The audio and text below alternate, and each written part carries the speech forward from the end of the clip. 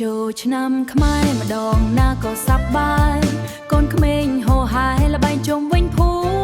មិលាក់កនសែងកំសាន្តទាំងស្មារតី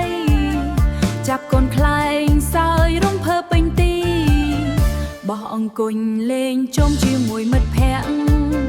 ទាញប្រត់សំលេងហោដល់លើមេវាក្អមបិទភ្នែកស្វែងរកសំណាងអារម្មណ៍ចាស់ចាស់មិនដែលភ្លេចបានតែឥឡូវស្ងាត់ហើយមិនសូវឃើញទៀតទូរស័ព្ទជំនួសសំឡេងសើចពីមុនក្មេងៗគួយមើលអេក្រង់មិនចេញក្រៅបាត់បង់អ្វីមួយដែលធ្លាប់មានតម្លៃហេតុអ្វីនាំគ្នាភ្លេចអស់ចាល្បែងខ្មែរដែលធ្លាប់សប្បាយជារៀងរាល់ឆ្នាំស្នេហាវប្បធម៌យើងបោះចោលដោយខ្លួនឯងទុកឲ្យអតីតកាលនៅតែស្ងប់ស្ងាត់តោះយើងត្រឡប់មកវិញម្ដងទៀតបានទេ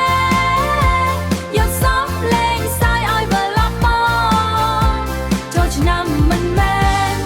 ត្រឹមតែបាញ់ទឹកតែជាបេះដូងខ្មែរដែលយើងត្រូវរក្សាកាលមុនភូមិភាគចំលឺរំភើអ្នកចាស់អ្នកក្មេងចូលរួមគ្មានព្រំដែនសាមគ្គីភាពកើតចេញពីល្បែងសាមញ្ញតម្លៃវប្បធម៌មានក្នុងចិត្តយើងឥឡូវនេះសេដ្ឋបាត់ពីភ្នែក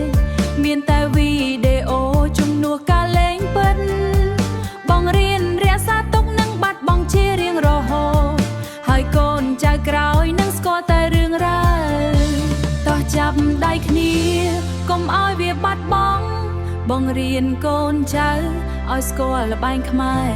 ពីលាក់កន្សែងដល់បោះអង្គុញឲ្យវរស់នៅជាមួយវេលាហេតុអ្វី